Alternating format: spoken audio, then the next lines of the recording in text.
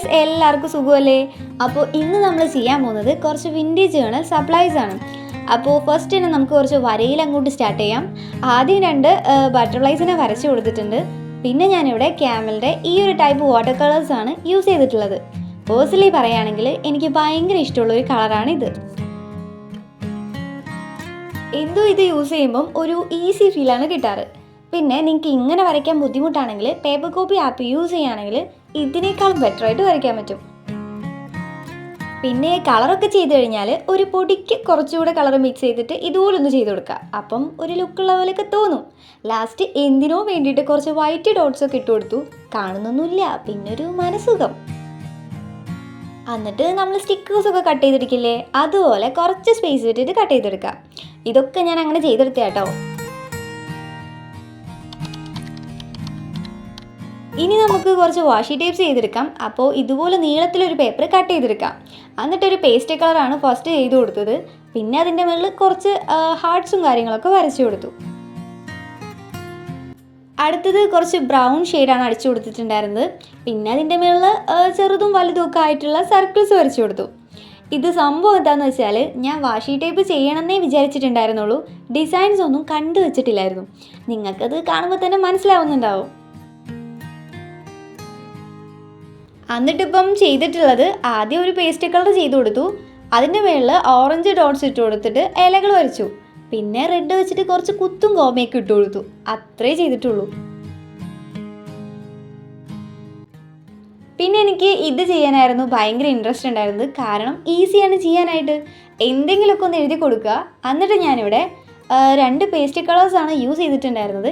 അത് വെച്ചിട്ട് ഇതുപോലെ അങ്ങോട്ട് കളർ അടിച്ചു കൊടുത്തു. ഇനി ഇവന്മാരൊക്കെ ഒന്ന് അറേഞ്ച് ചെയ്ത് കൊടുക്കണ്ടേ, അതിനായിട്ട് ഇതുപോലൊരു പേപ്പർ ഒട്ടിച്ചു കൊടുക്കാം. എന്നിട്ട് നമ്മൾ ചെയ്ത് വെച്ച സംഭവം ഇതുമായിട്ട് കണക്ട് ചെയ്യുക. റോൾ ചെയ്ത് എങ്ങോട്ടും ഇളകിച്ചാടി പോവാണ്ടിരിക്കാൻ ഇതുപോലൊരു പേപ്പർ വെച്ച് ഒട്ടിച്ചു കൊടുക്കാം. അപ്പോൾ അത്രയേ ഉള്ളൂ. അങ്ങനെ നമ്മൾ മൊത്തം ഒരു 4 എണ്ണം ചെയ്തെടുത്തിട്ടുണ്ട്.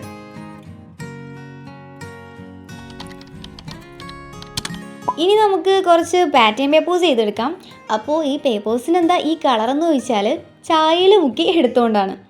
പിന്നെ ഈ ഒരു പാറ്റേൺ ഞാൻ കുറേ പേര് ചെയ്യുന്നത് കണ്ടിട്ടുണ്ട്. അപ്പോൾ അതൊക്കെ കണ്ട് ഇൻസ്പയർഡ് ആയിട്ട് ചെയ്തതാണ് ഇത്. അടുത്തത് നമ്മുടെ സ്ഥിരം ഗ്രിഡ് ലൈൻസ് ആണ്. അപ്പം ഒരു വിൻറ്റേജ് ലുക്ക് വരുന്ന പേസ്റ്റ് കളറാണ് യൂസ് ചെയ്തിട്ടുള്ളത്. ഇനി ഇത് ചെയ്യാനായിട്ട് ഒരു സ്പോഞ്ച് വെച്ചിട്ട് ഇതുപോലെ ഒന്ന് ആക്കി കൊടുക്കാം. അപ്പം അങ്ങനത്തെ ഒരു സ്ട്രക്ചർ കിട്ടും. പിന്നെ അതിൻ്റെ മുകളിൽ കുറച്ച് ഡോട്ട്സ് ഒക്കെ അങ്ങോട്ട് ഇട്ട് കൊടുക്കുക. അത്രയേ ഉള്ളൂ.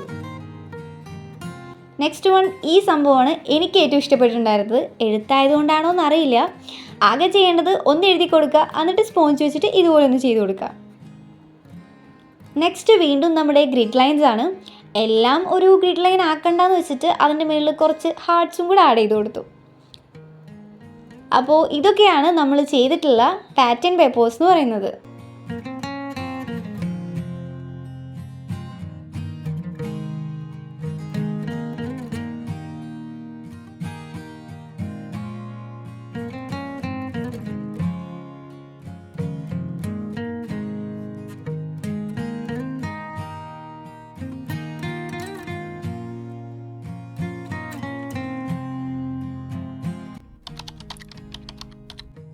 ഇനി നമുക്ക് കുറച്ച് ലേബിൾസ് ചെയ്തെടുക്കാം.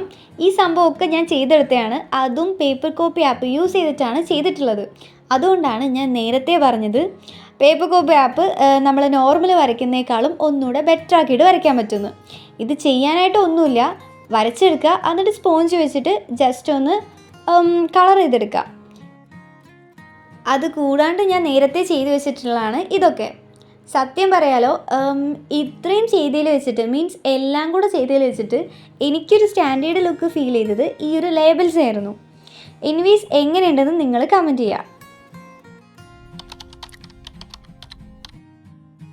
ഇനി നമുക്ക് കുറച്ച് സ്റ്റാമ്പ്സ് ചെയ്തെടുക്കാം. അപ്പോൾ ഫസ്റ്റ് ഇതുപോലൊരു പേപ്പർ കട്ട് ചെയ്തെടുക്കാം. എന്നിട്ട് 4 മടക്കാക്കിയിട്ട് ഇതുപോലൊക്കെ ഒന്ന് കട്ട് ചെയ്ത് കൊടുക്കാം.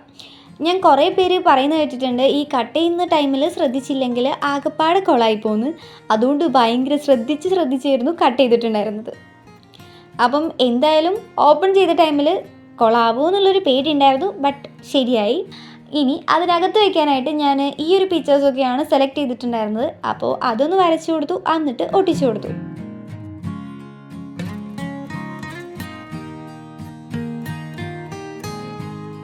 ഇത് കൂടാണ്ട് ഒന്നും കൂടെ ചെയ്തെടുത്തിട്ടുണ്ടായിരുന്നു. ഇത് കുറച്ചുകൂടെ കളറൊക്കെ ചേർത്തിട്ടാണ് ചെയ്തിട്ടുണ്ടായിരുന്നത്.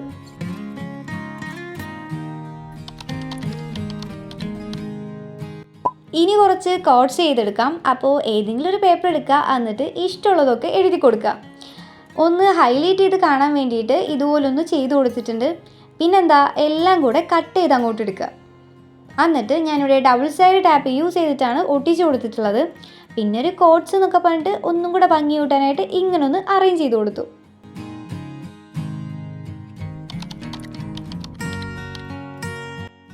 ഇനി നമുക്ക് കുറച്ച് ഫ്ലോറൽ സ്റ്റിക്കേഴ്സ് ചെയ്തെടുക്കാം.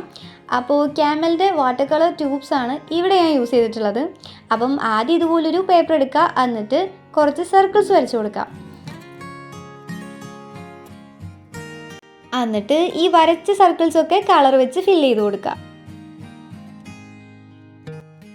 ഇനി അടുത്ത സ്റ്റെപ്പ്, നിങ്ങൾക്ക് ഇഷ്ടമുള്ള പിക്ചേഴ്സൊക്കെ നോക്കി വരച്ചു കൊടുക്കുക. എന്നിട്ട് ഒന്നും കൂടെ ഔട്ട്ലൈൻ കൊടുത്തിട്ടുണ്ട്. ഇനി നമ്മൾ നോർമൽ സ്റ്റിക്കേഴ്സ് കട്ട് ചെയ്തെടുക്കില്ലേ, അതുപോലെ കട്ട് ചെയ്തെടുക്കാം. ഇനി അടുത്ത സ്റ്റെപ്പ് തികച്ചും ഓപ്ഷനിലാണ്. കാരണം നമ്മൾ സെല്ലോ ടേപ്പ് വെച്ചിട്ട് ഇങ്ങനെയൊന്ന് ഒട്ടിച്ചു കൊടുക്കണം. അതായത് നമ്മൾ സ്റ്റിക്കേഴ്സ് ചെയ്യുന്ന പോലെ തന്നെ. എന്നിട്ട് എല്ലാത്തിനെയും ഒന്ന് സെപ്പറേറ്റ് ആയിട്ട് കട്ട് ചെയ്തെടുക്കാം. പിന്നെ ഫ്ലോറൽ സ്റ്റിക്കേഴ്സ് എന്നൊക്കെ പറഞ്ഞിട്ട് ഇതുപോലൊന്ന് അറേഞ്ച് ചെയ്ത് കൊടുത്തു.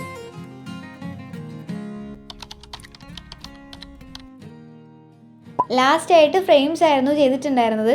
സത്യം പറഞ്ഞാൽ ഇത് ചെയ്യണമെന്ന് വിചാരിച്ചേ അല്ല. അപ്പം നോക്കി എന്താ പറയുക ചെയ്യാമെന്ന് പറഞ്ഞിട്ട് അങ്ങനെ ചെയ്തതാണ്. അപ്പോൾ അതിൻ്റേതായ അപാകതകളൊക്കെ ഉണ്ട്. പിന്നെ നമ്മുടെ ഫ്രെയിംസിൻ്റെ ആ ഒരു ലുക്ക് കിട്ടണമെങ്കിൽ എന്ത് ചെയ്യണം, സെൻറ്റർ ഇതുപോലെ ഒന്ന് കട്ട് ചെയ്ത് കൊടുക്കണം.